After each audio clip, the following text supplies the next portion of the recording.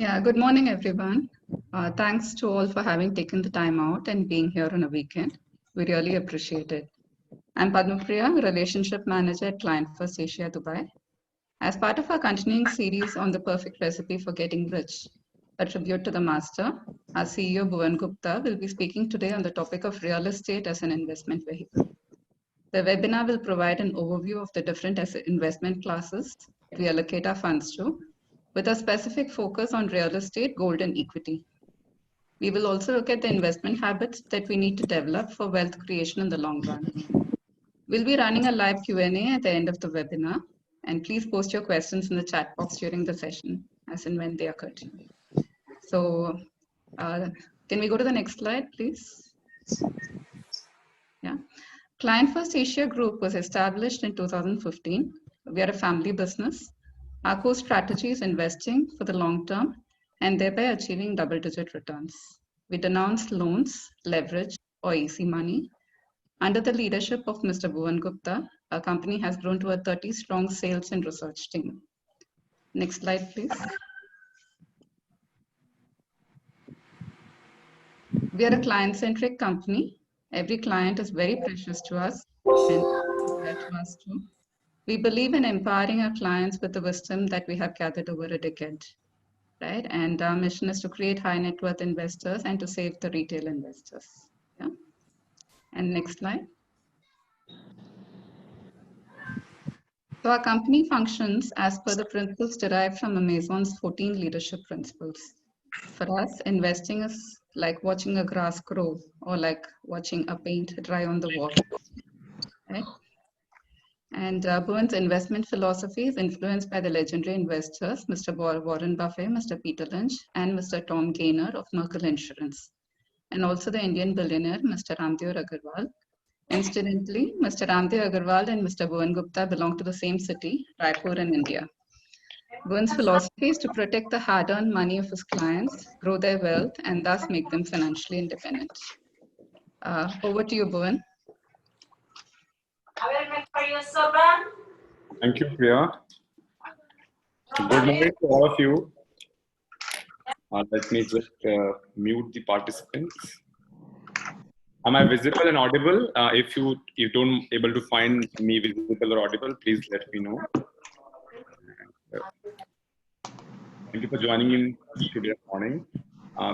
Those who are in Australia and Singapore, good afternoon. Let me mute all the participants and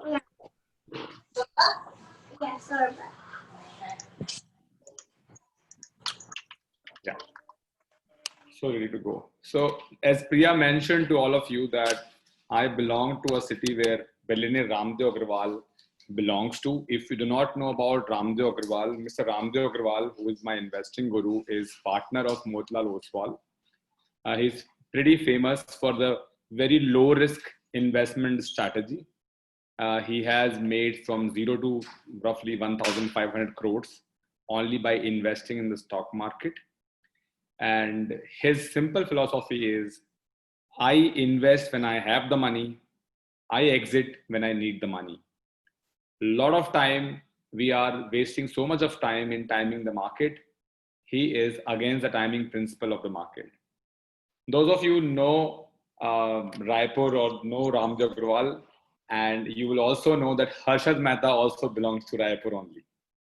So I'm sure many of you know Harshad Mehta and not Ramdev Agarwal, but believe me, we are driven by news. Please go and check about Ramdev Agarwal and you will come to know that he's also one of the person who has been awarded for paying the highest income tax. So let me go to Ramdev Agarwal first. So if you can see this, the Indian businessman, stock market investor, you have tons of YouTube video. He's very, very simple.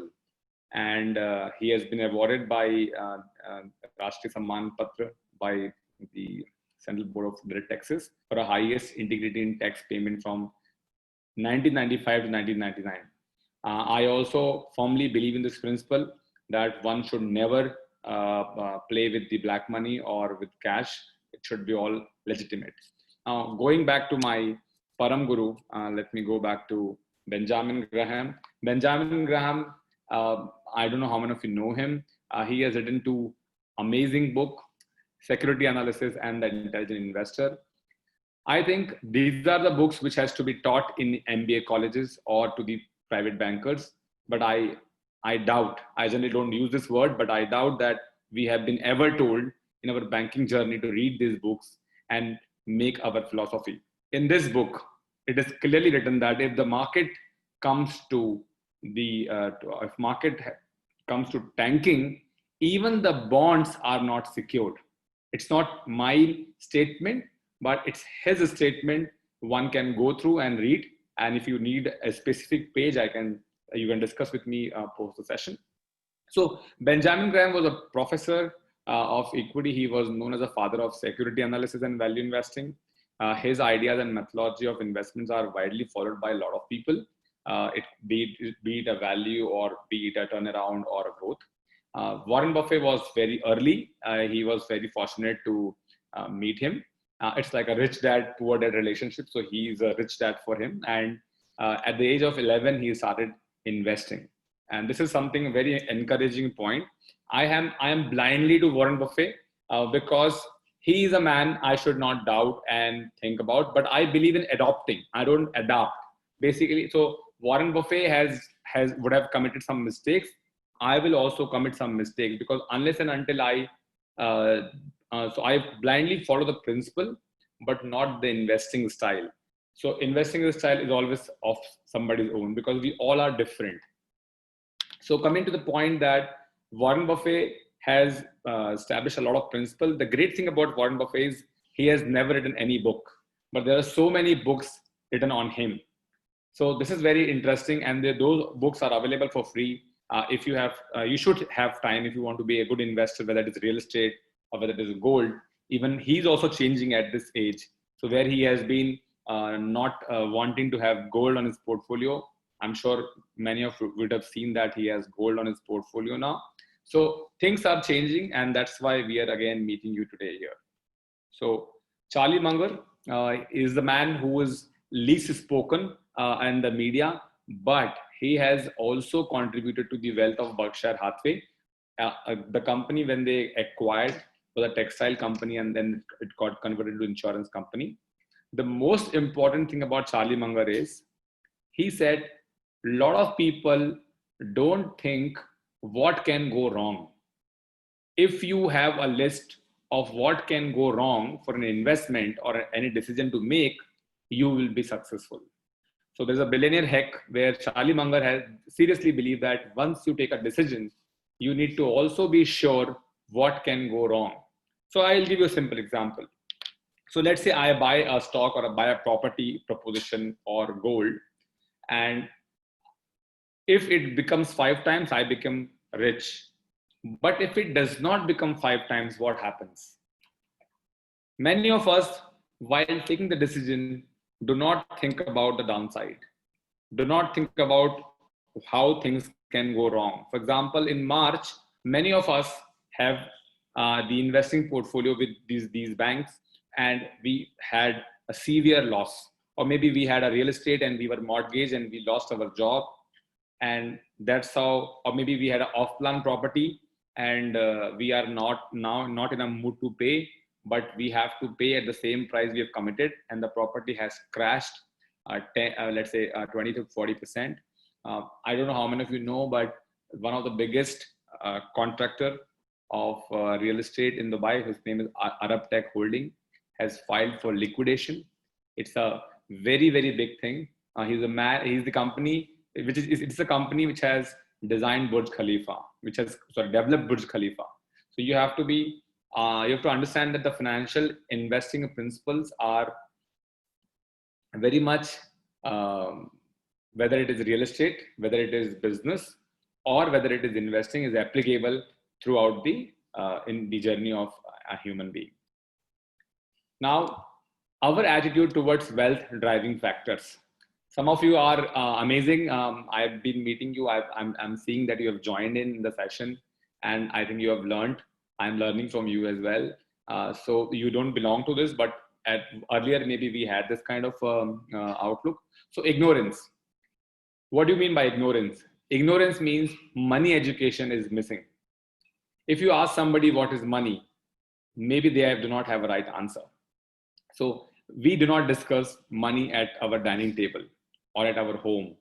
We don't discuss investing. Some of us don't even share the investment which we have made to our spouse and our children. And frequently this happens that man and his wealth are separate and the whole family is separate. And one fine day, the man is no more and they now don't know how to deal with the situation. A classical example of Dhirubhai Ambani, where he also did not make a will. And what exactly happened, you all know it. So the name Ambani got destroyed big time. So the message here is that please don't ignore the money education. Send your children for this. Even we are starting something on this line. So if your son or daughter is graduated from a college, we make them educated. There are better schools than us as well. And if you're interested, I can help you out. Plus, please develop some interest of reading about growing your money, because we are in a age where the flight fares have come down, computer prices would have come down, but in real sense, the expenses have gone to the roof. And if we do not make adequate money, and if we do not surpass the inflation, like I'm sure you are listening that who has eaten away your pension? It's a very widely catchy line going on in the US media right now. Somebody has stolen your pension, which means people who are retiring at this year or next year, they might not have enough money to survive because of the so-called inflation which is coming in the US economy. And we will discuss that as well. And if it comes to the US, it comes to all of us. Inadequate knowledge. Inadequate knowledge means, for example, just now Emirates Airlines had laid off a lot of people. You would have heard that Shell also has laid off 9,000 people. Now, what I want to point out here, we have met some of you from Emirates and some of you from, let's say, other companies. And what we found, which is very shocking for us, that neither you have insurance, nor you had any investment plan apart from one small house in India or somewhere. What we did not understand, that why did you marry to the company? When the offer letter clearly says that you have 1 month notice or 3 month notice, why are we so much gung-ho about our companies? Yes, you are working in a company, that's a great thing. Your company could be a great brand. But the question you need to ask, that are you going to work for them permanently? Have they given you a letter signing that this is your permanent house? Then why are you using your company emails for personal thing? And this is exactly happening with a lot of people. When we talk to them, they are using only official emails because there's so much involved to the work that they forgot what is professional, what is personal. So the point I'm trying to draw is that please understand that we are bound by a contract of 1 month or 3 months or whatever 6 months. So you need to understand that your money has to grow for you. Whether you do it through real estate or gold or equity, that's a separate matter, but it has to grow. So we are responsible for our own wealth. Like you saw that a lot of children now want to go to US, and the fees are really high. They've really gone to the roof, $300,000 to $400,000 for a 4-year course. And that's essentially the point I'm trying to tell you, that we are responsible to create our wealth. Information overload. Now that's a very valid point put up by the editor of the presentation. You do not know actually what to do. So I will tell you that please stop watching the news, because once you stop watching the news, you are out of the influence of Corona right now. Once you stop watching the news, I will not name the anchor, but you will be not shouting or being angry like this. People come and they shout and they make you feel like India and Pakistan or America, every people are fighting, which is not true. So first of all, switch off the TV. Let TV do not decide what you intend to do. So information overload is our problem. You read 50 pages of your choice from a book, because books don't lie. You read a magazine, that is much better. But let TV or the idiot box be shut because they only want to make money. I don't know how many book companies we know which are listed in the stock market, and their objective is to make a lot of money. But you will find a lot of news channels or media publishing house are listed and they want to make money. So you need to look at the journalism where you pay for it and they generate the quality material, or books. They are the best thing to avoid the information overload. Some of the best fund managers, for example, like my mobile is in silent mode right now. Many of you might be doing two to three or four things. I will suggest, if I am not adding value, you disconnect this presentation and continue with your office work or whatever you're doing. And I ask for a time with me or my team, and we will do this session one-to-one. We have enough time for you. Enough time. So, any of you are doing multitasking, I will say don't do it. Okay, let me again mute. Yeah.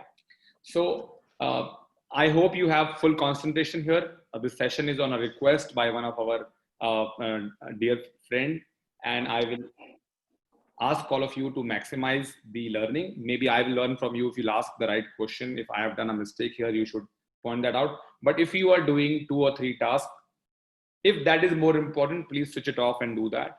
If you think this is going to make sense for you in the future, you may choose to be with us. Thank you. Now, let's talk about rational thinking. Rational thinking is basically a very important point. In the equity investment or a real estate investment, what happens is that, or any decision basically we take, first we decide and then we let our mind go for it or don't go for it. So it is many times I've seen that people have liked something and now they are finding reason to approve or disapprove. A classical example of the Indian government, for the last 7-8 years, when this government has come into power, suddenly the politics of India is so heated up and everybody has a view. But before this government had come into the picture, people used to write on their their Facebook page that I'm apolitical. But today, either you are this side or that side. You cannot be neutral. So please understand that first we take the view, then we start rationalizing our decision. This is not the way we need to think. So my boss in GE in India, he used to tell me that I will refute to anything if you can put up your data. I will agree to anything if you can prove it by data. So please understand that rational thinking is very important, but we do not do it. And everything is driven by our emotions. And the emotional behavior, I'll tell you. Now everybody is so scared of coronavirus, specifically to March to June. You would have noticed that the stock market tanked for unnecessary panic. Then government thought they can only save it. They printed so much of money and they took the stock market high for no reason. Because stock market is a place, or investing is a place where you should bear the risk also with the returns. And even if government would have not pumped in the money, I can promise in the next 2 to 3 years, you would have found your investment would have at least. So the basic problem, and which we always tell to all of my colleagues, that the only investing strategy in the work is dekha dekhi strategy, or you call it in English herd mentality. Everybody will buy property or everybody will hate property. This is what we do. Everybody will buy gold or everybody will not buy gold. That's why the prices either go to the roof or they go to the bottom. They are never in a straight line. So why it happens? Because greed is what has made the world to progress. Because if greed and fear are not there, maybe even I am not required. So please understand that rational thinking, if you can think rationally in this irrational market, irrational world, you have success. And you're gonna make a lot of success, whether that is real estate, bond market, stock market, or even fixed deposit. You can do a great job. So now, a famous line: since money is the single most powerful tool, we have to navigate this complex world we have created. Understanding it is critical. If you choose to master it, money becomes a wonderful servant. So I think they say that if you understand power of compounding, you get it. But if you don't understand it, you pay for it. So any loans, I'm not against the loans. I'm saying I'm against the loan with a higher interest rate. I'm against the loan which are unnecessary. I'm against the loan which are not adding value to our life.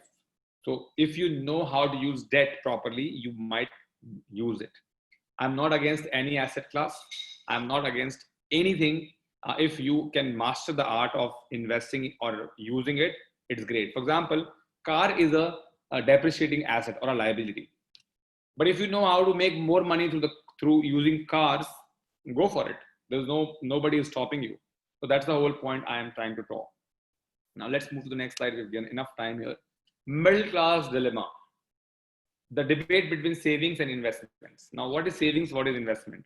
Anything which is not growing inflation adjusted. For example, if let's say, for example, what is become costly? So water was free, but today to have a glass of water, a bottle of water, you end up paying anything between 50 cents to $10. One water bottle is costing us anything between 50 cents to $10. If you would have just saved your money, it would have not been appropriate to pay for the simple water, glass of water or bottle of water. So investment is something which beats inflation and which increases your money more than the inflation. So that's what the investment is. So the mantra of a middle class should be earning minus investment equal to saving plus expending. They should always first invest, then save, then spend. That's the best way to do it. Now, before we go to real estate, I would like to take power of compounding with you. And I want to ask a question and anybody can answer and you can unmute yourself and answer. This is a very, very important concept called power of compounding. And it's the eighth wonder of the world. And I will request all of you not to use calculator. We will give 2 minutes here. We have plenty of time. The question I have is a very straightforward question that if you invest $1 million and $1 million becomes $2 million in next 3 years, what would be the compounded growth, annual growth rate for your investment? I'll repeat my question. If you have been given $1 million and you invest in such a way that this money becomes $2 million in next 3 years, what will be the compounded annual growth rate? Those who don't understand compounded annual growth rate, one becomes, let's say if it is growing by 30%, 1.3. 1.3 next year again grows at 20 or 30%, that becomes 1.6566. Like that, the question I'm asking you, what would be the annual compounded growth rate, or in a simple language? So please participate and answer. And this is nothing but the compounded interest formula. But you are promised to me, don't use the calculator. You might want to use a pencil and paper, that's fine. This is a formula and we don't need the formula at all, because in investing, it's very important that we use our mind and our intellect. Anything which can be done with the mind and intellect is possible. Anything you need calculator will not happen.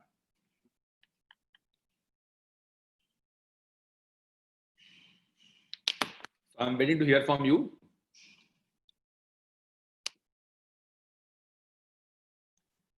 Priya, can you see my screen? Guys, all you can see my screen? Yes, Bhuvan. Yeah, so you can see the Excel sheet? Yeah. Okay. So the question is in front of you. I will just type in if it all is required.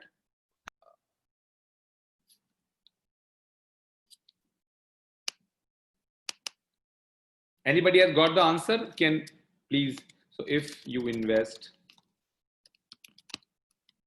USD 1 million,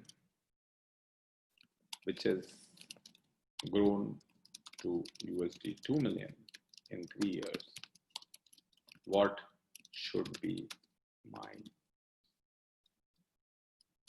compound annual growth rate? Are we ready? Anybody?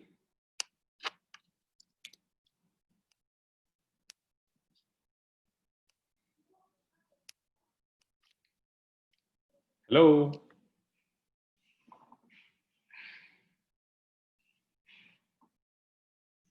Guys, it's about your money. Please participate. Please speak up. It might look very simple to you or easy to you. Why don't you give the answer?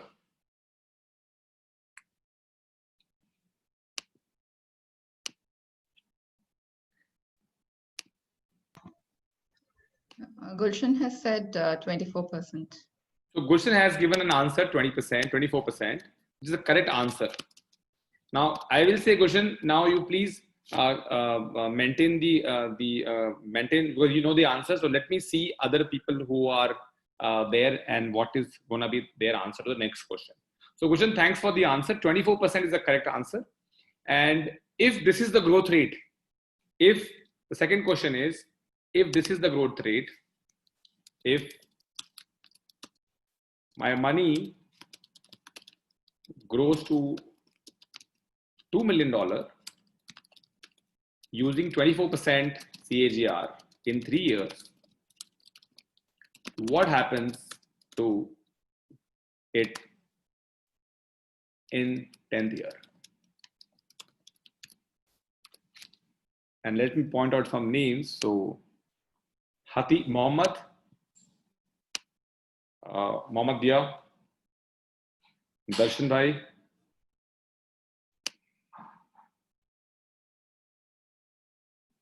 Muskab, Sangam, Reni, Mr. Kamri, Shrikant. Hi. Why don't you give the answer? Mr. Dubey?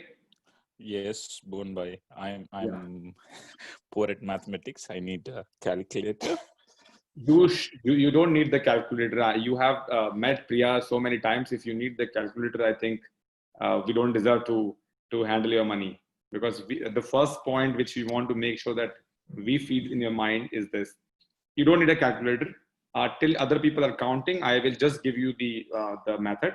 So listen to me very carefully. Anybody else want to give the answer? 10 million. Amazing. Sir, may I have your name? Saurabh. Saurabh, do you want to tell people how you did it? Just it was doubling every 3 years, right? Right. So that's how I just calculated it. Okay. Next question to you, Saurabh. Yeah. What happens to this money in the 20th year?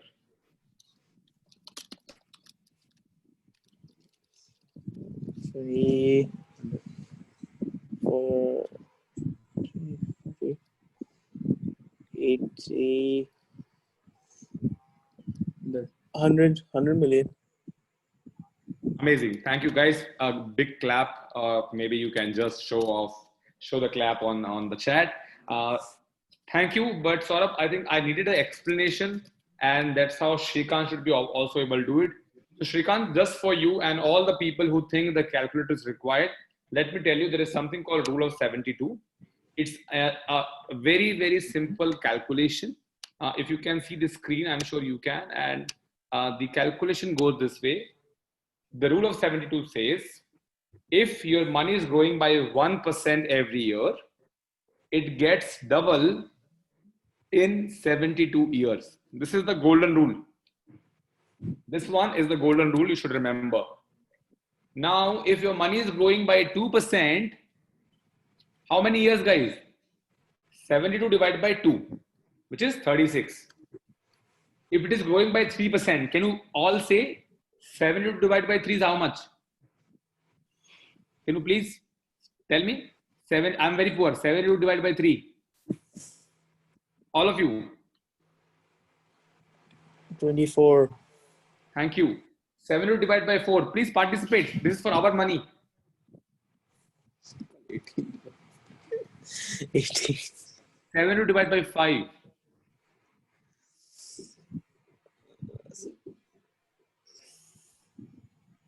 This is difficult, huh? So roughly 15. 7 divided by 18. Very easy. You have the answer already. 4. You have all the answers. 24. You have the answer already written.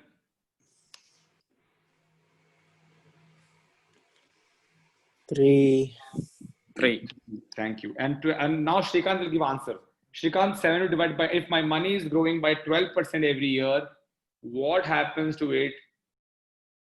How many years it takes double?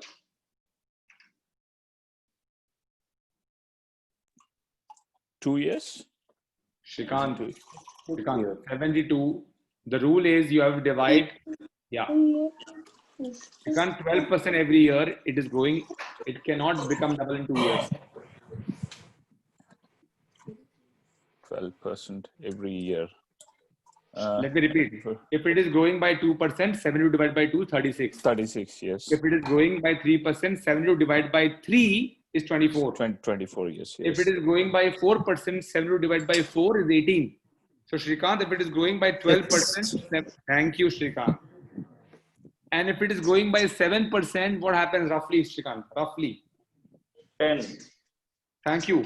This is what it is, Shrikant, nothing else. And since it is doubling in that many years, so my question to now, how many years it will take to become 4 times?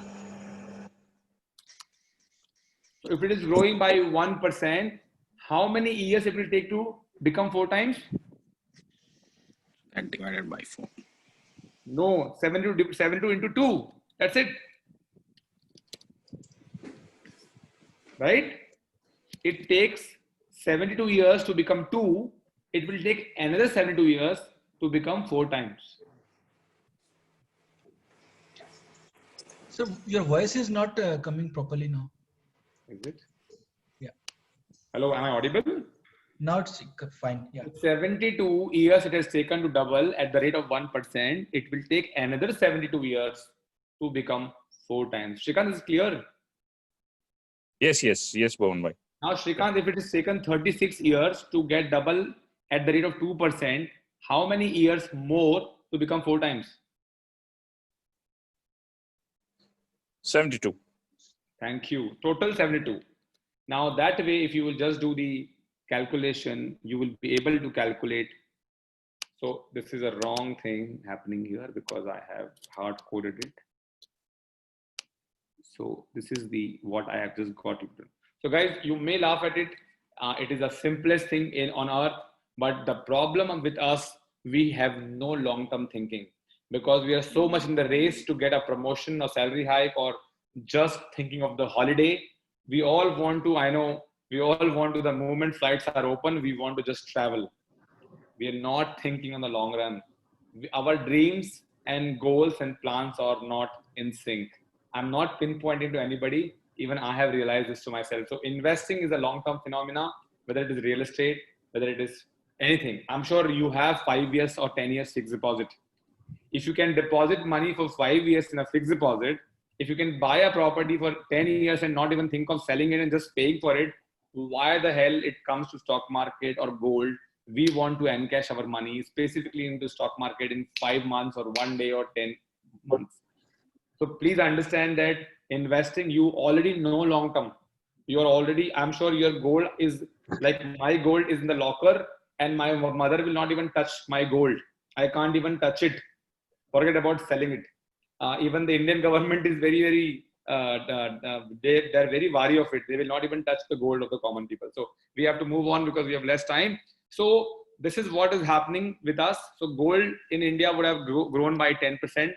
So if gold is growing by 10%, bonds and FDs are basically 6 to 7%. And funds would have grown by 10% in India. PMS would have given you 14%. And credit card would have been negated 25%. Anybody who's running on credit card loans or on the home loan, they will find that this is the business. So bank understand power of compounding much better than us. So if we take a loan from them, whether it is credit card or let's say a small phone loan, on a $1 or $1 million, $1, we're gonna pay $807 in 30 years. That is the business. But if you do not go for credit card minimum payment and you are in somewhere here and not in the let's say bond or let's say into the fixed deposit, I'm not saying bond investing is wrong. You need to play the art of bond. So I'm not against any commodity or any investment. Please understand that's not the intention of this session. We are not promoting equity here. We are just sharing knowledge.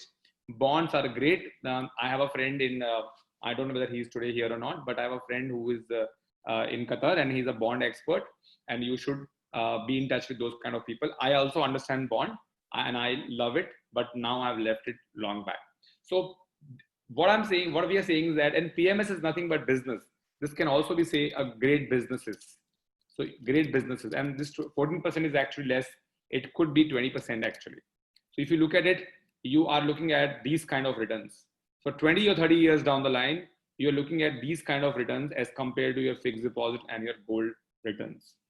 And I think that chart anybody can see, we have in the slides to show it to you. So power of compounding is a very, very important concept. So I believe we have understood this. Now I'm moving on and showing you what the real estate is and how to play the real estate game as per my understanding. So I have to start the presentation again. Any question at this point of time, guys? I can take it. Any question here?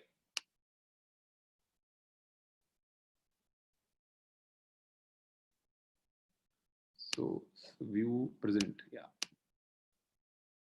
So back to the real estate. We all have learned power of compounding. If you need our help, we are happy to help you with the power of compounding concept.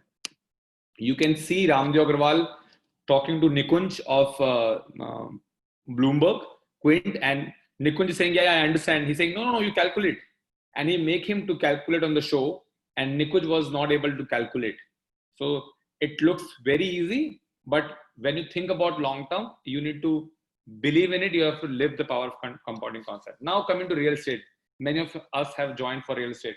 So my question to all of you, real estate is a brand or a commodity? Quick guys, anybody can answer. It's a commodity or it's a brand? Commodity. Thank you. May I know your good name, sir? Because I can't see on the screen. Yeah, my name is Malloy. Malloy. Well, thank you for the answer. So real estate is a commodity. Now, if it's a commodity and why it's a commodity, let me tell you that. Real estate is a commodity because its advantage of location is gone out.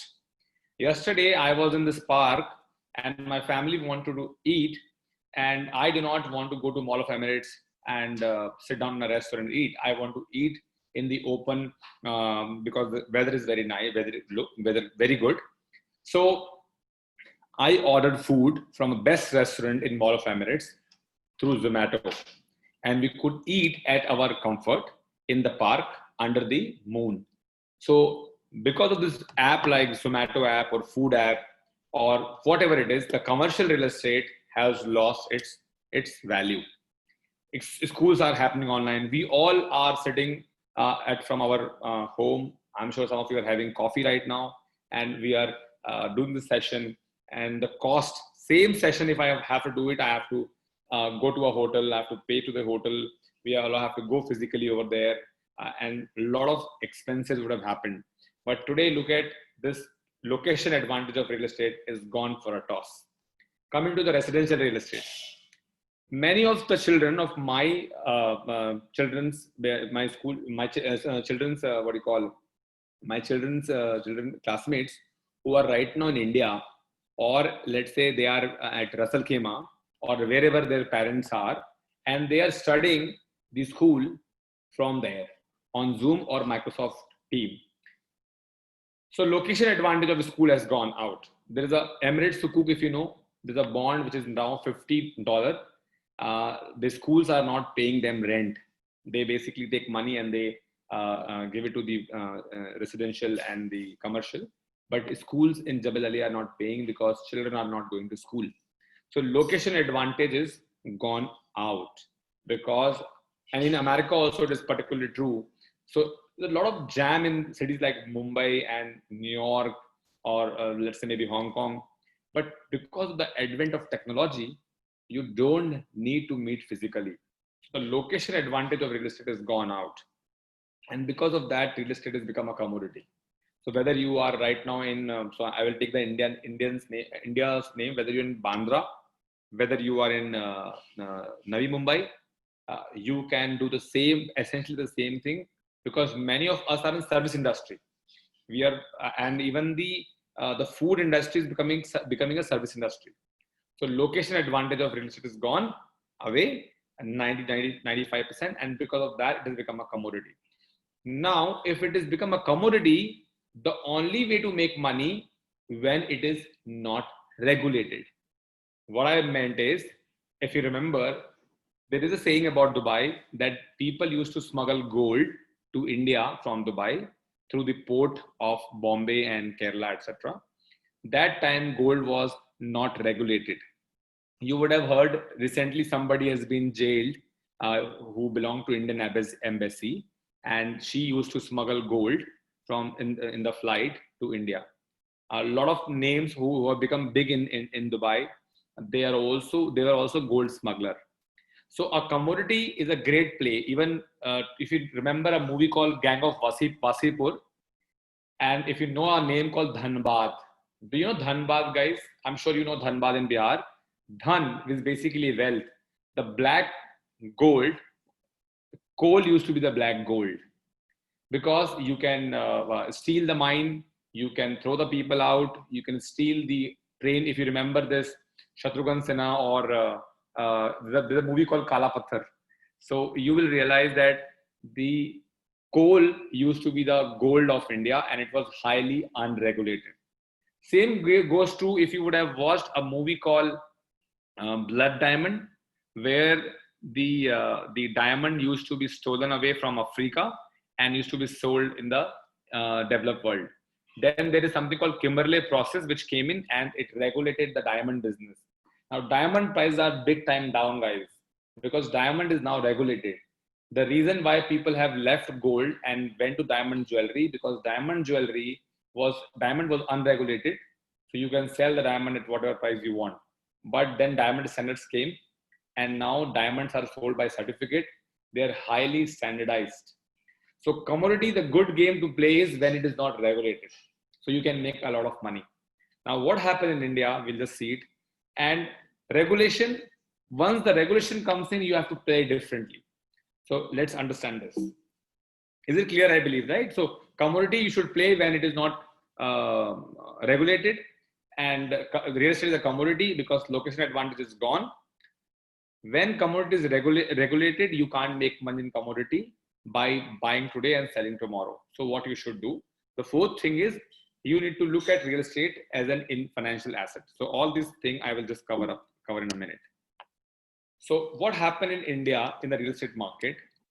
Real estate market was unregulated in between 2002 2000. I also bought a property in Pune, and I'm sure many of you would have bought a property in 2000 2004. And there was a great journey of real estate going up from there to roughly 2012 13.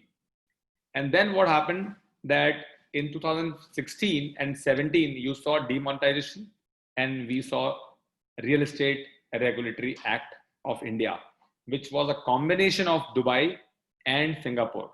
It was such a tight norm that the 90,000 developer in India, because every relative of us or every other politician was a real estate developer. And that was the time. From there, the real estate is only sinking.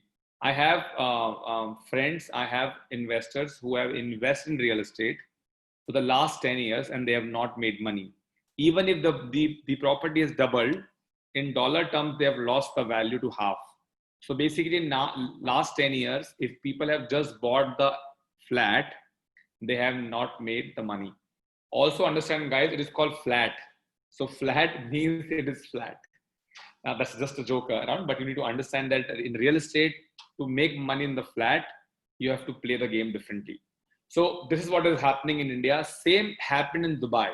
So what happened in Dubai, the 2000 to 2008, you saw the way market peaked. Dubai was the only market which became 10 times in a year.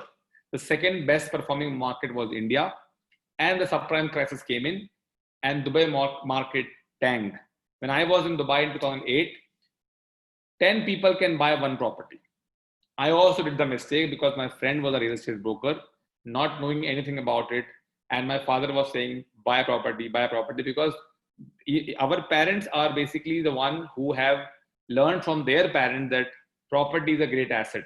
The difference is our parents and their parents used to buy land. They used to buy houses on land. They used to buy big lands. And we used to buy flat. We have bought flats, and that's why we are suffering, but they have made money. So our past is driving us, because more the land you have, more rich you are. But where are we buying lands? We're not buying lands. We are buying flat. Why we are not buying land? Because there is a fear in many of our parents' mind that if I bought a land and it is not non-agriculture, there will be goons who will take this land away from us. And we have seen that happening. Why we bought land? Because our parents had more black money, or they were paying less taxes, and they were knowing this. India was doing it very commonly. India was not paying income tax. Dubai never paid income tax. A lot of cash money comes from all the market like Iran and India and Africa and the developed world, and it goes to property so easily because all the property developer were taking the cash money. So these are the cycle where the market peaked, and many of us retail investors have entered the market in 2008 to 12 or 13, and they have not made money because of that. But things have changed. So I'll again summarize. Real estate is a commodity. Commodity is a great play when it is not regularized. So you can buy today and you can make money in the next 1 month or 1 year or 2 years. Once the real estate or any commodity get regulated, like gold or real estate for that matter, the way to play the cycle is to get early. Now, this is the best time to enter in India and in Dubai and Puerto Rico. So let me show you a UBS report. It's an amazing report which came out yesterday, and I incorporated in my presentation. If you look at Dubai, Dubai is fairly valued. Dubai is fairly valued. Singapore is also fairly valued. If you look at Toronto, Zurich, Paris, Frankfurt, Amsterdam, Munich, they are, even Toronto for that matter, and Hong Kong, and even Australia, guys, which is not here, it's overvalued. Now, if it is overvalued, even, it is not even overvalued, it's the bubbles basically. And New York, Los Angeles, San Francisco, Vancouver, London, Stockholm, and Moscow, they are into overvalue category. And the overvaluation is very high in Vancouver, Los Angeles, London, and Stockholm, and Tokyo. And it's not what we made, and we say it is UBS, one of the biggest Swiss bank, is giving a report to all of you. What does this mean? This means that property market crash is coming. Now, how to know that property market is in bubble? A very simple indication is to know the stock market. So one of you yesterday asked me to put some slide on Singapore also. Let me be very critical and say it simply. So I told him that, look, Singapore stock market sucks. For last 10 years, nobody has made money in Singapore. Priya, is it possible for you to show Singapore the stock market link, and you just can email it to me, so I'll show it to them. So Singapore stock market for the last 10 years has not performed. Since Singapore stock market has not performed, real estate market is also, and you can validate that view here in this chart. Now, why there is a correlation? Very simple thing. If I make some quick money or some good money in the stock market, where am I going to put that money? I'm going to invest that money into real estate. Who would have entered the stock market without understanding of it? Even Rakesh Jhunjhunwala did that, by the way. The billionaire, Indian billionaire, had bought a flat in Nalasopada, and then he realized I've done a mistake, and he has taken out that money. And it's a great lesson learned. So it's a very simple way to know it, that if the stock market of that country is doing great, the real estate market is also booming. Now, Indian stock market is not doing that great. Dubai stock market is not doing that great. So you have very simple understanding to know. But Australia, US, and Canada stock market is fueling right now. You can see this crazy tech boom, easy money which is being given by government. So it's a very simple way of busting the myth of real estate. So if real estate is regulated, the only way to play it is to buy at low. Buy property in Dubai today. And you don't need me to tell you this. Some of our UHNI customers, every day they are going and they are looking for a property. So one of my relationship manager came and said, sir, they are going for property. What should I tell them? I said, look, it's a great time to buy. And I can tell you that they will buy. They will not listen to you. They might tell you that they will take 2 months or 3 months, but they will buy. And 1 week ago, we came to know that they are actually on a very verge to finalize their villa. So the smart people, the rich people, the billionaires, they buy when the cycle is low on the commodity, and they sell when the cycle is peaking. Today, nobody is looking at oil. Nobody is looking at oil. Oil is such a trashed commodity right now, but this is the way to make money in oil. So I will show you some charts. These are some potential bubbles, and there are some fairly valued markets. So on the right side, can you tell me which are these markets? The fairly valued.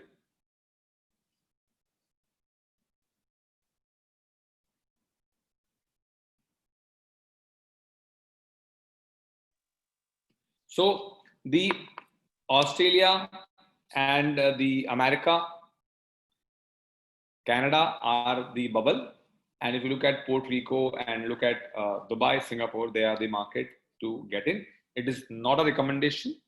Make sure that you check whatever you're investing into, and you are not taking too much of a loan, and your interest rates are fixed. So I'm not going to give you a lot of hands-on on this, but a very simple way to understand: if commodity is regulated, like gold and oil, today oil is the best time to buy. How to buy it is something which we can discuss one-to-one. But now coming to US house market, now let me give you more data towards why we feel it's a bubble. So if you look at the purchase only US house price index, it has gone up from 2007. That was a crisis. And now today the housing price is even higher than that. But if you look at inflation adjusted income of the middle class, that has not gone up that much.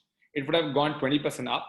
If you look at all workers, the green line, it would have gone from 25 to 35K, which is essentially saying that a 10% or maybe 30 to 40% increase. But the real estate has gone 3 times up in terms of house prices. So prices are very, very high. Incomes are not matching to that range. Then how come property price is high? The reason is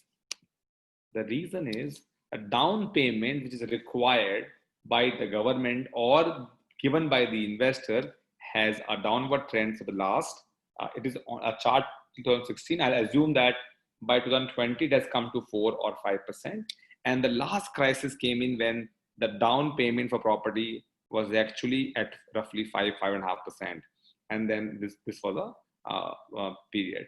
Now look at the reason why property price is going up, because for a $300K, basically an average house with $500,000, the down payment trend, the monthly payment trend, basically the EMI is the lowest because the interest rates have been kept artificially low. So when I buy a house of $300,000 or $400,000, that right now I'm paying the lowest EMI ever possible. So this is pointing to a bubble again. And US is the biggest stock market investor in the world. Indian market goes up because of the stock market in the US goes up. Australia should have been the same thing. Singapore should have been the same thing. What I'm trying to say, there's something called international impact. US is one of the biggest investors in the world. Even today, we all somewhere are lender to the US. So US, we keep our money in the US dollar. Our banks keep their money into the US treasury. So what I am trying to point out to you is that what you are seeing in Dubai right now, what you are seeing in Singapore right now, what you are seeing in India right now is going to happen in US. And when it will happen in the US, like Amazon fire, it will also give more heat to the Indian market and to the Singapore and Dubai market, where you will see a further downside. And that's why essentially maybe This chart says that Dubai is fairly valued and not undervalued. But situations are not that good. It's very grim. So if you look at S&P and Moody's and Fitch, they are doing their job. Every 1 month, they are downgrading bonds. They are downgrading the companies like Emaar got downgraded, Nakheel got downgraded, and even Arabtech got liquidated. So this downgrade will lead, and plus the stock market panic in the US will lead to a big panic, and you will see that the properties are available at a very, very low rate, which is already available, by the way, in India in the Dubai. So if you want to buy it, go ahead and buy it. But if you want to make money out of real estate, I will not suggest to buy a property. Don't do what everybody does. Do something different.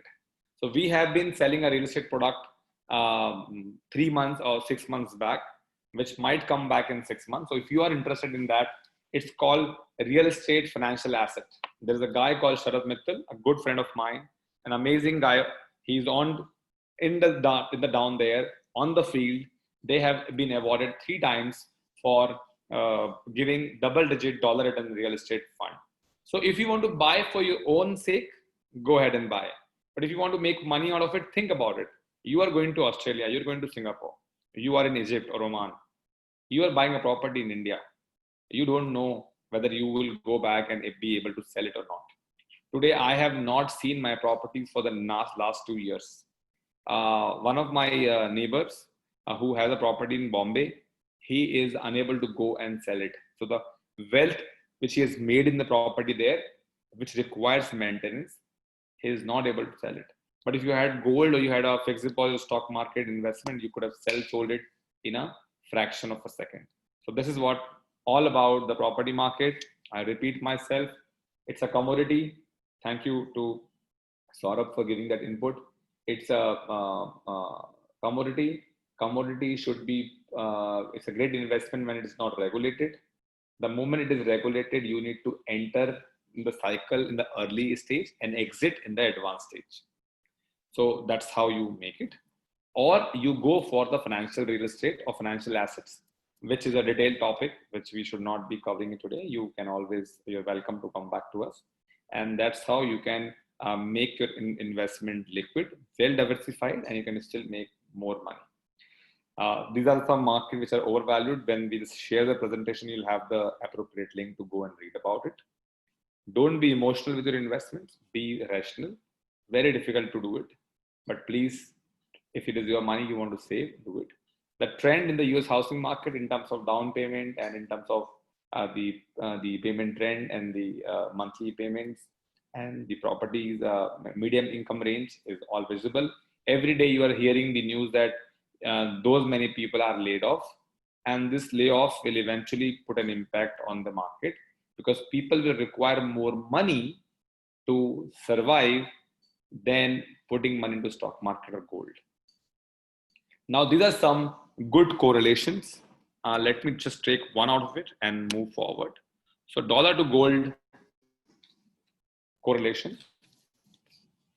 It's a, gold to silver chart. Now, this is something very interesting.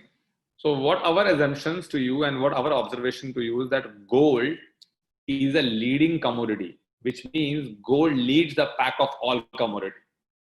So if you look at gold right now, this is gold to silver or gold? Wait. Yes, gold to silver basically. So if you look at this gold to silver right now, this is roughly 52. Okay. And if you look at 30, we find that you will find somewhere at 60.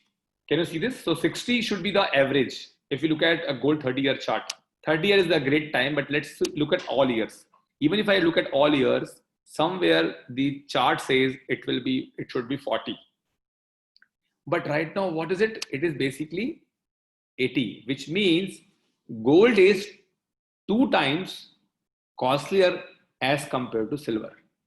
So if we look at history as an evidence, the silver is highly undervalued. So gold is leading the pack, silver is to follow, and silver is going to follow big time. And how I say that? Look at all the recession. Here it was 60. Again, here it was 60. If I look at all the years, so earlier it was 20 in fact, then 40. This is the only recession, and then it came down to 50.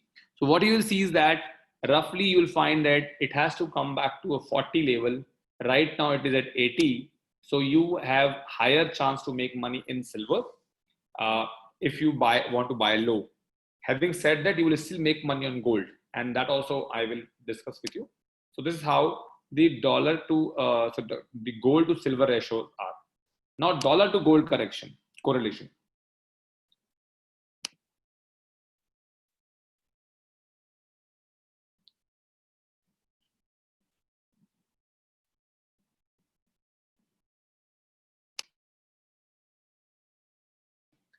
Now if you look at this chart, the dollar and gold always have an inverse relationship. And let's look at the previous crisis. 2008, what happened? Gold rallied and dollar came down. This orange is gold and the blue one is dollar.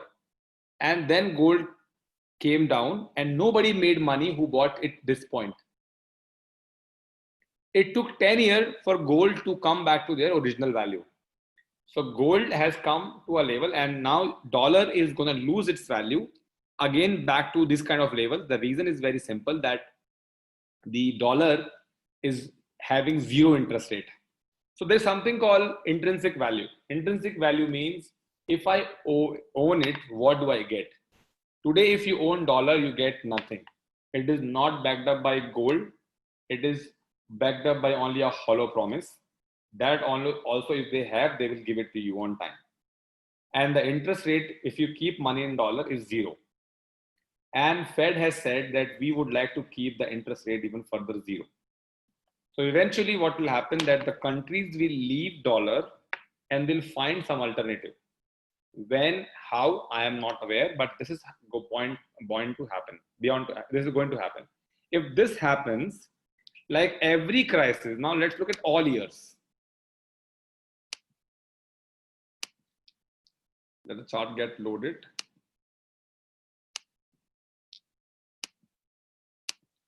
Yeah, so it's not going down. I'm going to the, so basically if you look at all the years, it is not showing me all years. Wait, it is now showing. I want to show you at least two crises. Anyway, it's not going there, but what I'm trying to show you to you that if you just go and check the gold chart for every year,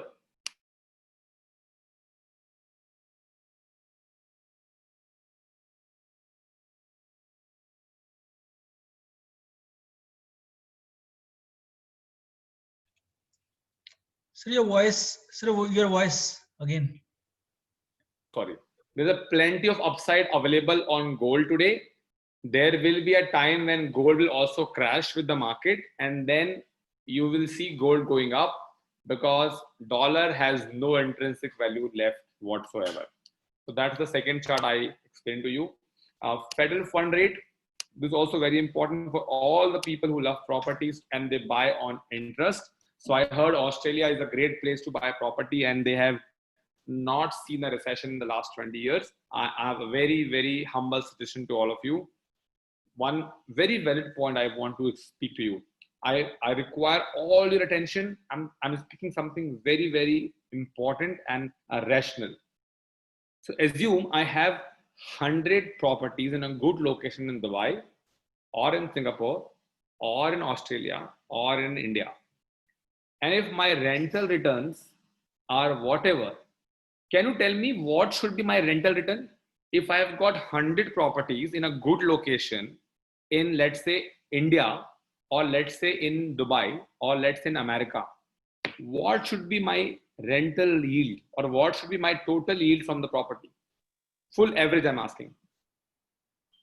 On an average, it is mostly 4%, not more than that. Thank you.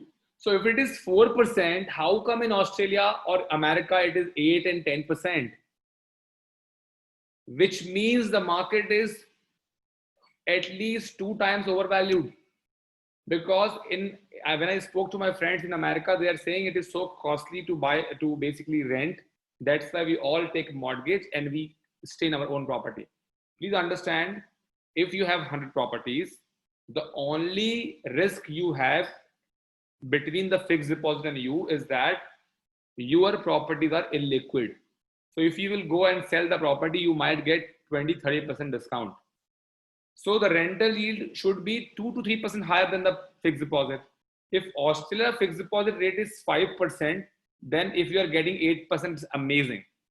But if your Australia FD rate is 1% or 2%, and then your rental yields are 10%, it is very, very highly overvalued. So today in Dubai, the rental yields are at roughly 4%. FD rates are 1%. Makes sense. But last 2 years, it was 8%, 9%. Nobody was giving you guarantee, but people were dying to buy it because they were getting 8 and 9%. Again, there's something called recency bias. Oh, I will buy a property. I'll pay a loan at 2 or 3 or 4% and I'll get 8%. Amazing way to make money. Then I'll buy another property. But we forgot that our rental yields and the interest both are not fixed. I will give you a very, very good example. There is a community called Gardens in Dubai. It's one of the amazing community in terms of greenery. People die to get greenery in Dubai. This community is roughly 100 buildings. Every building has got some 20 apartments. It has got a great area where a lot of trees are there. You can go to the gardens, and it's called Gardens. And it has got South Indian restaurant, North Indian restaurant, metro has come up. It has got a mall behind it. It has also got 3 schools. The 3-bedroom rent, can you tell me? And the birds chirping, the chirping of the bird you can hear in the evening, chirping of the birds you can hear in the morning. And Abu Dhabi is closest. Gurudwara and the church are also very close, and temple is also coming now. Any idea? Can you tell me what should be the 3-bedroom rent? Should be 70K, not more than that. Okay. Anybody else? You're close. Will it be on the higher side of what you said, or should it be the lower side? Higher side, earlier, I remember in Gardens, the studio apartment was 40 to 50K. Now it has come down. Okay. And that time higher side, it was 110K for 3-bedroom, if I'm not wrong. So you are somebody who's speaking for the experience, from the experience. It is 60,000 dirham now. And we were there, and we have asked the resident, and they said we also got shocked when we saw the email. So it is now 60,000 for 3-bedroom. It's a good community. You feel like you are in India because you have so much of greenery. When you open your window, you see the nightlife where it's all dark, but you have so much tree and forest. I love the place, and I think at 60,000 dirham it is dirt cheap. So, and there are some apartments which can be also bought over. I'm not recommending to buy. I'm just saying that property market has corrected that way. So now let's go back to our presentation. I think we are now 11:30. So 10:30 we started. We're done with. So I think I will now take 10 minutes more and we'll finish the session. So gold, the clarity is that gold is also overvalued because everybody has rushed to the gold. Gold should correct with the market because we will realize that we need money to eat and we don't need money to, because gold cannot buy you a pizza. Gold cannot buy you a burger. You can try going to a Pizza Hut or a saloon and try to give him gold. He will not take it. So gold is not a currency. So what will happen that there will be a bubble getting burst. And once the bubble is burst, then gold could go to a multi-year bull run, which could be 3 times to 5 times from here. So my good friend Priya, I've always been telling her that I should buy gold. But today she's turned out to be correct because the dollar is losing its value. So people who are holding on to your gold, you may have all the reason to look into it, read about it. I'm not giving you any recommendation. That's my view. That's view of a lot of people I follow who mentor me. So gold is something you can look at for our next 3 to 5 years. The problem with some of you that you will buy it and you will not sell it. But I have sold my gold and I may enter if I get a cheaper price. Now let's go back to the presentation. So gold is not a safe haven as of now. but it could be a safe haven once it corrects in its value. Now, our favorite stock market. Why people don't become rich in the stock market? Now you will say, Mr. Bhuvan, you are saying that market is overvalued. Why the hell are you buying the stocks? And why should we give you money? A very simple thing is, I am not playing in the market. It's a market of stocks. Like in the property market, even when the cycle is high or the property that are very, very high, you may want to get a deal where person is desperate to sell. So another way to play in property market is you go out every day and meet these people, and somebody might need the money and he is not getting a buyer and he wants the money immediately. You might give him a 30-40% discount. He might give 30-40% discount, and you can buy his property, and you are sure that you are at least not losing the money. So we are in the market of stocks. There are sectors which are up, there are sectors which are down. Like I talk about oil, I talk about automotive industry, I'll talk about that. So basically, the stock market is a place, and it's called market of stocks. We, people like us who invest their own money, should be looking for something which is beaten down. People are not even looking at it. So it is not a speculation. It is not a gambling. It is we who make it a speculation and gambling. And some of my seniors who are here in the session, they agree to it. The great thing about them, they agree that we were playing a speculation game. Because once you see your system making you money every day, or the stock which you bought goes up 5 or 10%, this doesn't happen anywhere. You don't see prices go up 5-10% anywhere except in Dubai property market when it was not regulated. But in the stock market, it happens today also, because many industries are not regulated well. Like Bitcoin, you would have seen a lot of new industry coming in, like 2000 tech boom. So it is not a speculation gambling. We make it a speculation gambling. For us, investing is worship. We don't play any game with your money. We're not playing a game. We are seriously investing. Why it's not a speculation for us? Because this is how we grow. This is how you grow with us. This is how we have given 20% plus return this year. Past experiences. So I have an uncle in India, and I have an India office, and I went to him, and he's an Asian Paint distributor. And I told him, and he said he was praising so high about Asian Paint. Asian Paint is this, and they come and they have helped us to make the Asian Paint experience center, and we have made money because of that. I said, Uncle, great. Why don't you also look at Asian Paint's balance sheet?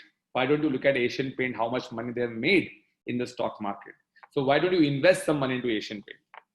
And then he had no idea how much Asian Paint has made. Guys, in last 30 years, Asian Paint has made roughly 500 times the wealth. If you would have invested $1, you would have made $500.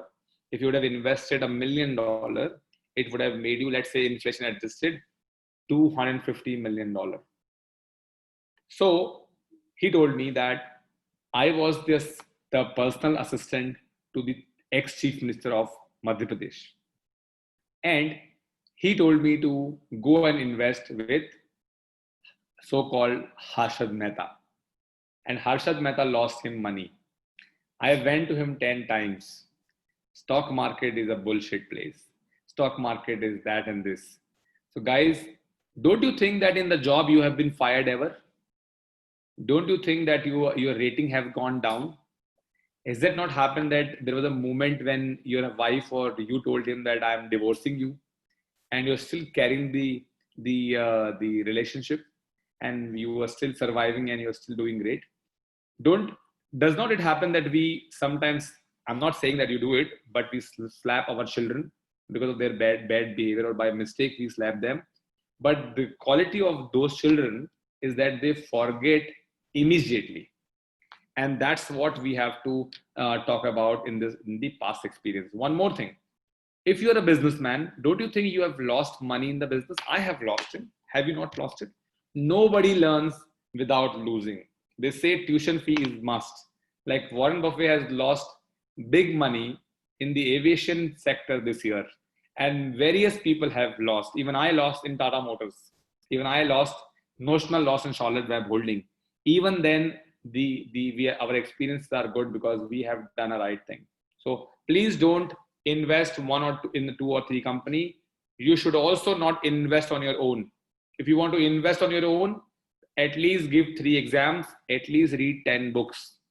If you cannot do that, outsource to the people who are only into this. Stock market picking is not for the individual. If at all you don't agree to me, buy top 10 companies and leave it. But do not try to cherry pick stocks. You might be a great reader, but you need to dig deeper. You have to read the balance sheets and annual reports. And if that's what you do, then it is for you. Now, time in the market versus timing the market. A famous example I'll give you. Indian cricket team in the last final, Shikhar Dhawan had hit 2 centuries, and then he got his wrist damaged and he has to leave to India. There was a 12th man who never played any game, but he was with Indian team till semi-final. A guess for you who had made more money. Vinod Kambli had played very well for India. He, in fact, scored double tons in the school or county cricket, where Sachin Tendulkar had not done that, and they both were classmates. But the attitude of Kambli was so emotional, and I'm sure you know the Eden Garden match where he cried when we lost heavily.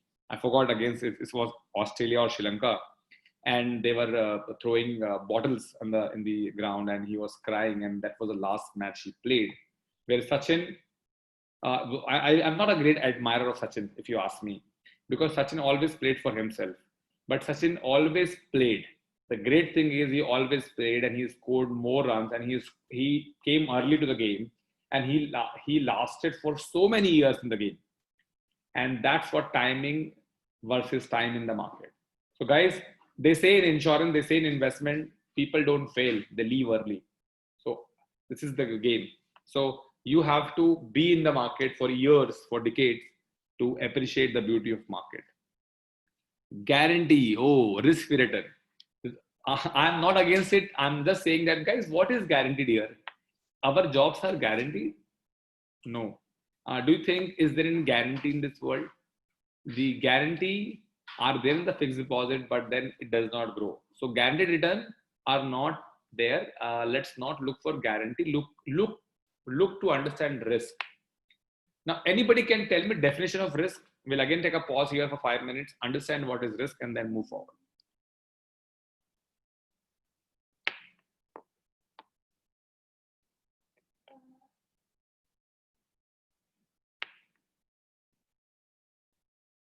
Anyone can define risk. Anyone can give their perspective of risk. Please participate. I will be very happy.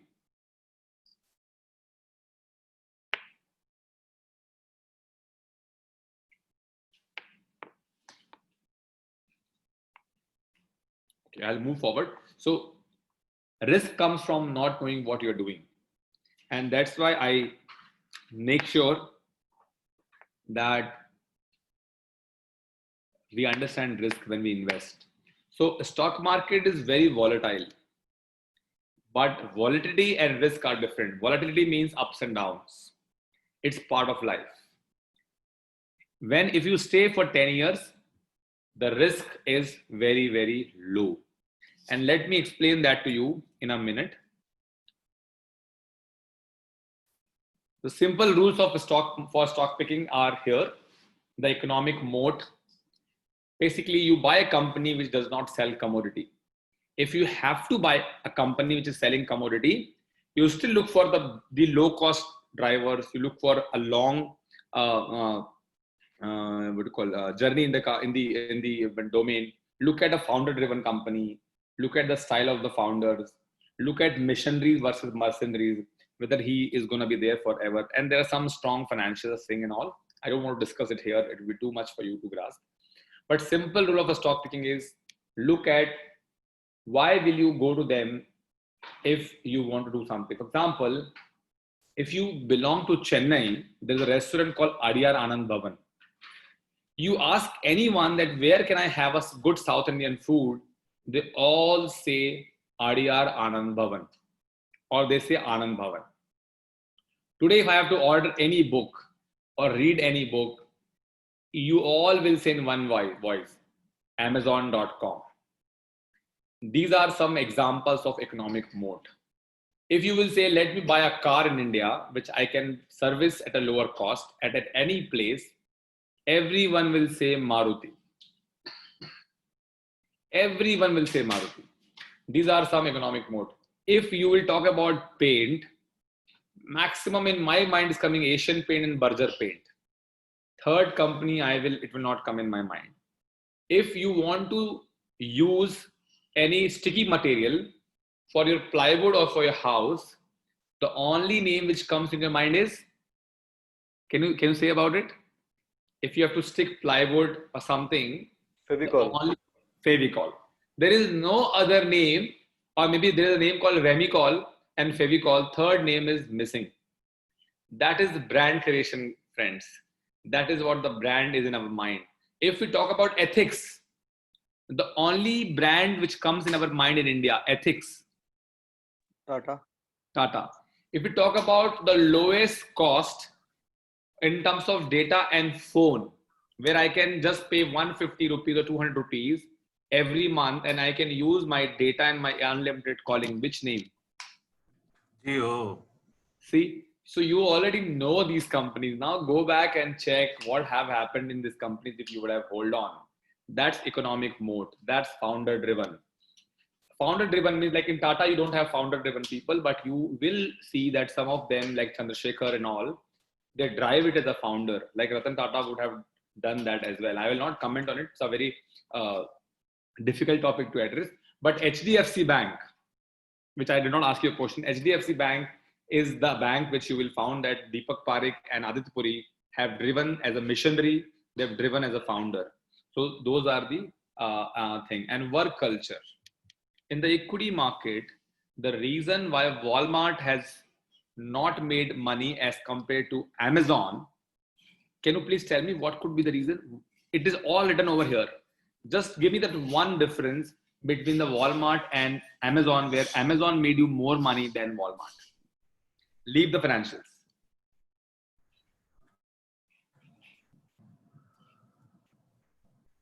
Walmart is very conservative.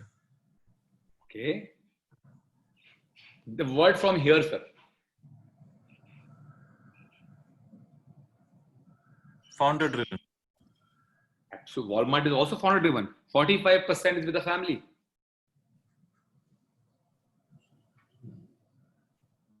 Maybe Amazon has got, the people have got shares in the company maybe. Absolutely. The work culture. And that's why, sir, I have written here in my mission that I want to be a global startup where it is decentralized and anybody who joins or he starts, this is something personal, that they should be able to adopt this company and take it forward, the legacy in that country. So this is why I said, become a global startup. That's what my friends tell about Amazon. I'm so much influenced with Warren Buffett. I am also so much influenced with Jeff Bezos. For some of you, it might be not important, but believe me, listen to Jeff Bezos. Amazing guy, big vision. And he shared his wealth even with his wife, he has divorced. And after that, this guy's $200 billion wealth. And he said, when somebody asked him, the David Rubenstein show, David asked him that, what are you proud of? Are you proud of your, that you are a number one, rich guy in the world? He said, David, I would have been, even number two, I would have been happy. What makes me proud? Not the billionaire Jeff Bezos, but inventor Jeff Bezos, the founder Jeff Bezos, or a Jeff Bezos who had 10% of the company, which was that time $160 billion, which means that 90%, which is $840 billion, which I have distributed among a lot of people, that makes me more happy. It is called share market. Share is the way of the business. Walmart and Fidelity, they're amazing company, but they have not shared their majority of the wealth with the employees. So that is the difference here. And work culture is very important. So Amazon, when I ask my friends who are working there, they say, Bhuvan, we believe that Amazon is still a startup. And a startup means young at heart. So what I meant is that we need to be young at heart. We should be doing whatever things which our children are doing. And that's what some of the companies, I'll give you an example, second company, Netflix. In Netflix, you can take unlimited leave you want. But if I tell my management that let's implement this, it's not easy. But in Netflix, you can take unlimited leave you want, and you can have access to all the data, all the nitty-gritty, all the metrics of Netflix. That is the culture they have built Netflix on. So the work culture is very, very important. So that's the point. These are some power of compounding principle I've already discussed with you. Behavior at all the cost, avoidable behavior. This is Uncle Scrooge. He is always counting his money. Please avoid greed in the stock market. You could be greedy when everybody is fearful, but don't be so greedy that you want to make money tomorrow. Some of the thing you can know, billionaire or ex-billionaire Dr. B.R. Shetty, I had a huge respect for, had some offline balance sheet debt. You know what has happened. Muddy Water has made the stock to liquidate it.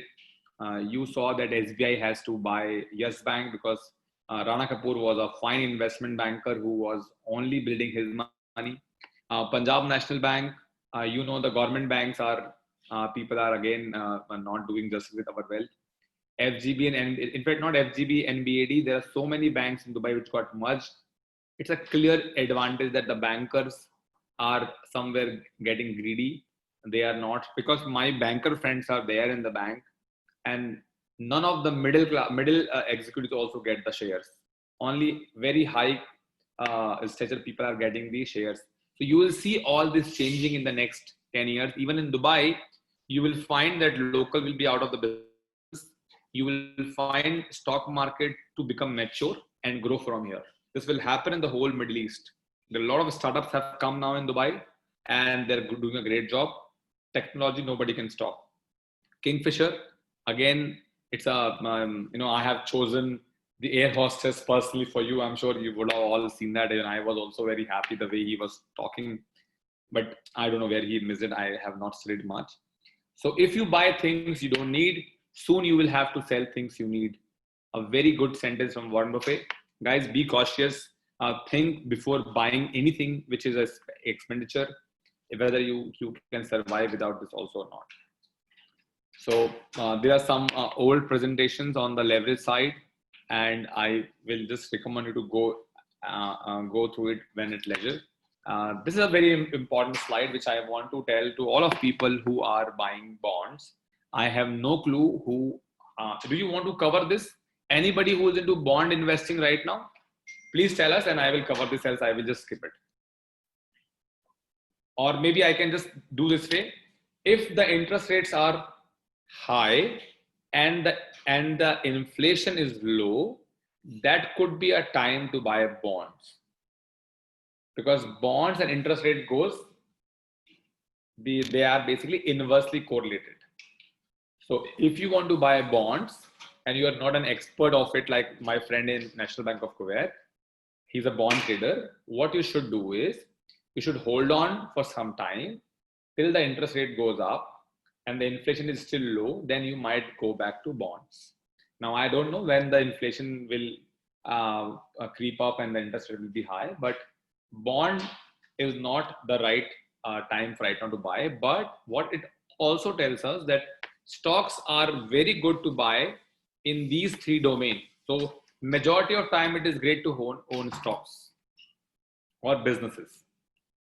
Now, this is something on me, or let's say something on the people you want to invest your wealth with. So basically your investment manager should also be an entrepreneur like Warren Buffett or Ramdev Agrawal, or people like me who are on their footsteps. And these people should also be investing. That's very important because, as a gardener, they'll understand the importance of eating from their own farm. They should have skin in the game. Like if I am talking about oil, I should be putting my money over there. I should put your money also there if you are investing. they should also look at protecting the investment capital. So that's where they should not leverage. So people take leverage. The fund manager which you are dealing with should not take leverage. Or if he is a master of taking the leverage, it should not be more than 10-20%. Experience means a good track record of 10 to 20 years in terms of handling a business or in the same domain. Like I have been into banking all my life, but I'm anybody but not the banker today. Transparency and ethical compliance, this is very important. We believe in transparency. Warren Buffett believes in transparency. Motilal Oswal believes in transparency. Every penny charged to the client is known to the client. Nothing comes from the back. In the financial license, what is killing today is when we do not know what is hiding under the bed. And that is very, very risky, because you think some of you have a very good heart or big heart, and they say, what should we do? Let them make what they want to make. He is telling me he'll make me 6%.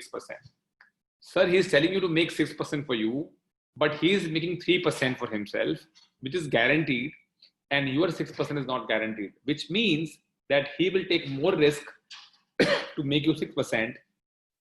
And from my experience, I can tell you, and I can promise you that you will realize day one when you will lose money. That guy who is coming to you, whether it is a private banker with a suit, boot, and Rolex watch, is also a broker.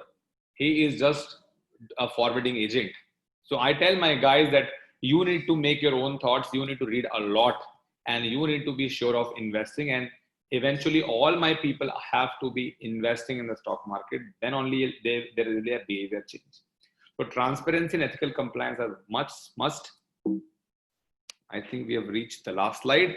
Before we take the question, I think I'm on time. Let me show you a very simple way of understanding the stock market. This is basically we do. Whenever we meet somebody, the only thing we start with is this. It's a slide made by us in-house, and we will give it for free if you want it, and you can do it on your own as well. So what I'm going to do it right now with you, I'm going to show you a 10-year picture of stocks which you will give us, and it should be a company which you're using. Don't get fancied about this, that stocks. We want to know what are you using at your home, and that company is what we want. So, and it should be the US market, because many of you are not familiar with European company. We can do India if you want, and this is applicable in all the big markets. So right now, let me remove the names. Feel free to give me as dirty as company you have, but it should be in the dollar market. So please participate. This is the last part of the session. Then I'll take some questions. So please tell me a company. Each one of you tell me a company which you are using at home, and it should be listed. So I will show you how simple is the investing is. One person has said Netflix, Boon. Oh, you're making my job very easy. So see, Netflix alone made us money. We can just stop the presentation here itself. Because Next is Whirlpool. Whirlpool, can you please, anybody can give me the symbol also? Apple. Apple, okay. Don't make my job easy. Give me difficult companies. Give me companies which you're using and nobody has heard the name. Like, it could be, for example, the company called Kohler. I don't know how many of you know Kohler. So I'll show you Kohler, and how to check it, I'll tell you. So we all use, Boon, it's like a Ford, TCS, Snowflake, IBM. So Ford, TCS. yes. Snowflake. Snowflake I can't take. I know who is telling this. I know who is telling this. No, it's not. It's somebody else. Snowflake is listed yesterday, and I missed the IPO, and I'm very happy. We don't buy Okay, but still put it in, please. Yeah. No, Bhuvan, it's not me. Yaar. No, I never said that. No, it's another person. I can't take Snowflake because it is listed 1 month or 15 days back. Okay. We won't be able to get historic data. Fine. IBM, Shell, and Isha Motors. Sorry, Acer Motors. Yeah. Shell. Okay, Shell. Very good. Now that's challenging. But Shell, can you check if it is dollar listed? Yeah. We need companies which have been listed, which were listed at least 10 years ago. Check TCS also. ADR is there. TCS ADR 10 years there. Whirlpool, please check. Anybody? Anything else? Why don't you give me Marriott? Marriott is a stock which is we all go to Marriott, and I'm sure all the companies are tied up with Marriott, and Marriott is down today.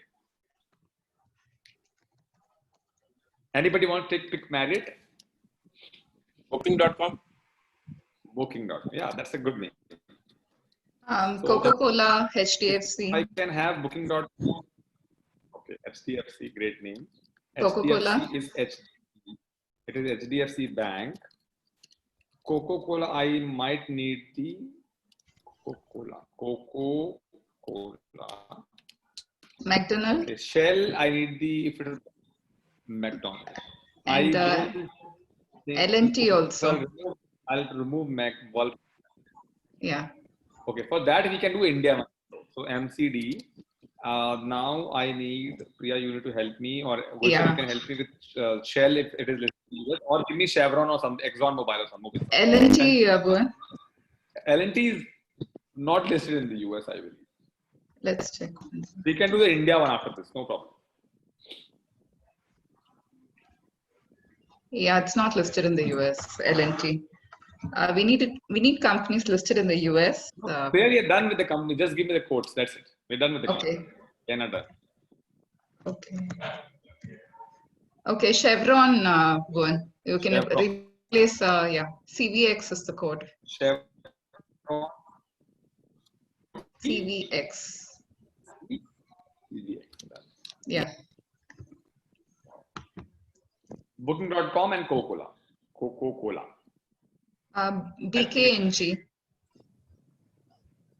Booking Holdings INC, is it the same? Yeah, same. Wow. So happy. So guys, thank you for helping. TCS is a name we have to remove. So any name? No Amazon. Royal Dutch Shell. Royal Dutch Shell. Royal Dutch Shell. RDS. RDS. No Williamson and all. Royal Dutch Shell. Royal Dutch. RDSA. Okay.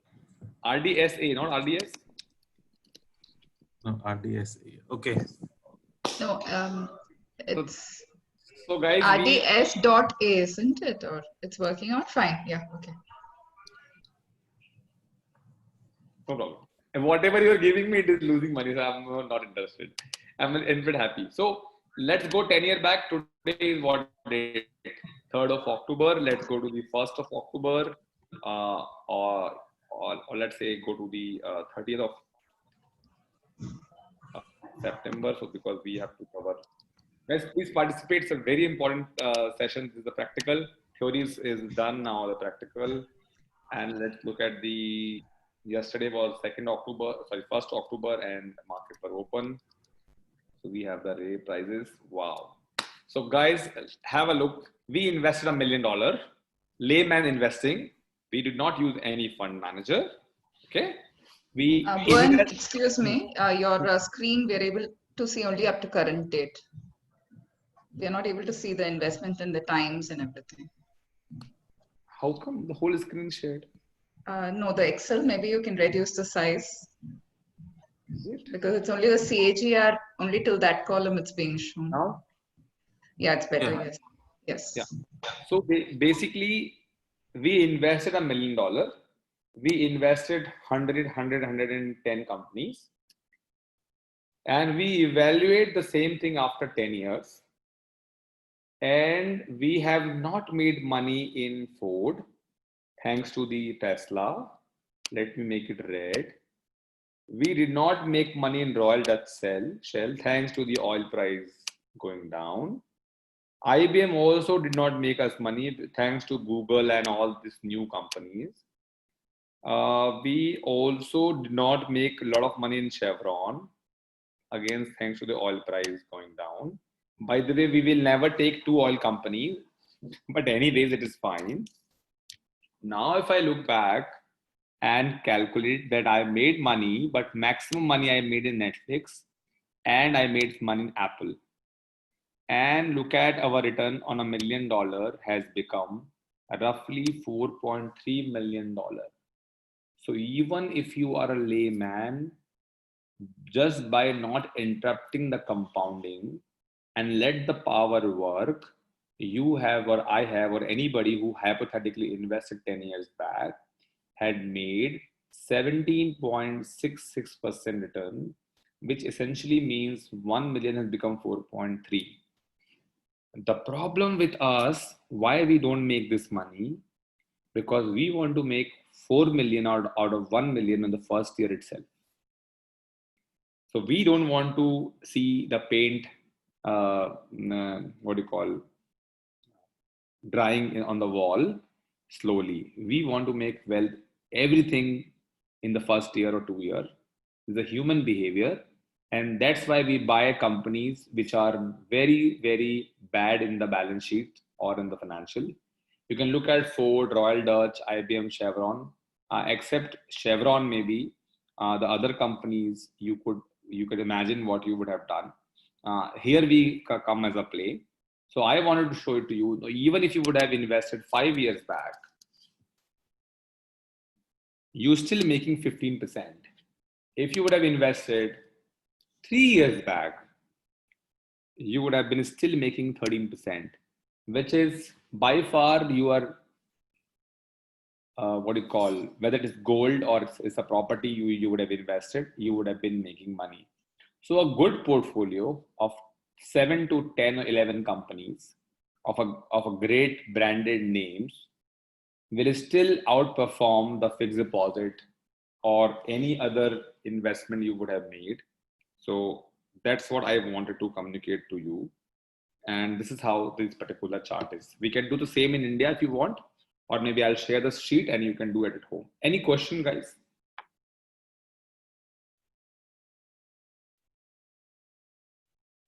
Any question here? I'm done with my presentation. I'm done with what I wanted to show it to you. I showed you 3 years. I showed you 5 years. But longer you wait, you're going to make more money. In 10 years, you're making 17%. If you would have invested, let's say in 2008, you would have made 25.57. That's why we play in companies which can become Netflix of tomorrow. And you don't need us to buy Apple and Google. You need us to buy the companies which can become Apple and Google. So if I went to 2008 and I would have invested in 11 years, you would have made $12.239 million. But if you would have invested 10 years back, same company would have given you 17.66% return. The point I want to make is longer you stay, it's good for you.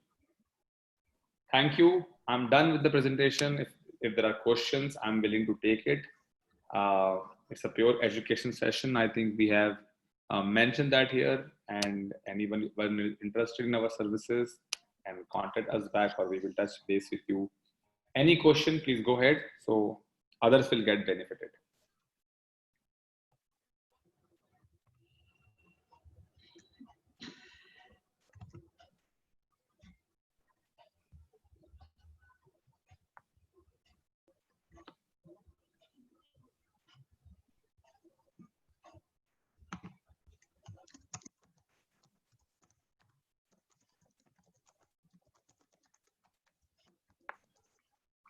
Any question from the team? Let me name people. We have 18 people left. Mr. Mohammed, Mr. Dia, Renai, Clifton, you have any question? Mr. Chaco, Sandeep, Mr.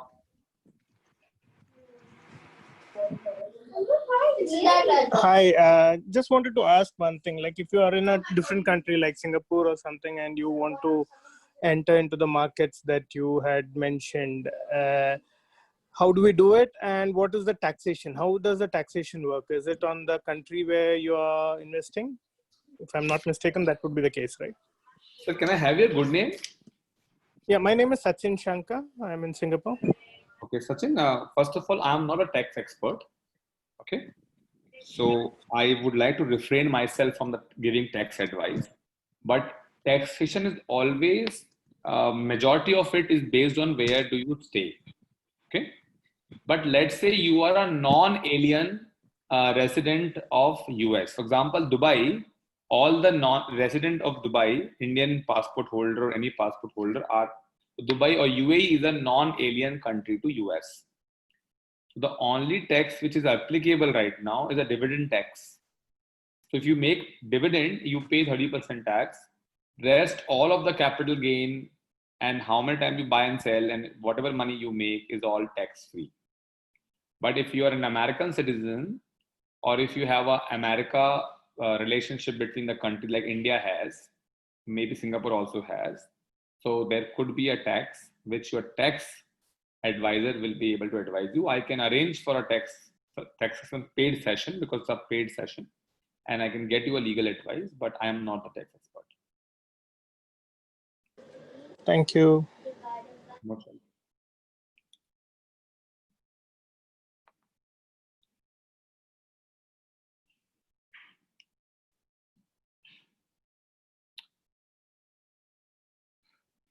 Priya, any question you have on the chat? No, Bhuvan.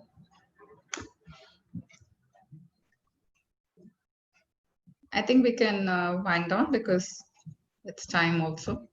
Yeah, sure. Priya, so I think Yeah. it's to you now. Can you go to the next one? Yeah. Okay, there's the next slide also. Okay. So thanks, Bhuvan, for sharing your insights about the property market, gold and equity. My We pleasure. sincerely appreciate and thank everyone for their interest and attention through the webinar today. Yes, we have overrun a bit by terms of time. It has been a tough year for all of us in these pandemic times. So prayers for all of us to come out of this healthy and financially sound too. We hope to be in touch with you in the near future, and we're always available to answer any of your further queries. Thanks, everyone. So I would like to thank you, especially Priya, and our well-wishers in Singapore and Australia and UAE. My special thanks to the whole Client Asia marketing team and my relationship managers. Thank you for giving the opportunity to learn from each one of you. If you are shy on asking the question today, please write to us. We will love to answer to your questions because we always are hungry for learning. Thanks to all of you who could made it, and people who couldn't made it, our team will approach you. Thanks a lot. Have a nice day. Bhuvan, Bye. thank you. Well presented. Bye-bye. Thank you. Bye. Thank you, Bhuvan. Most welcome. See you, sir.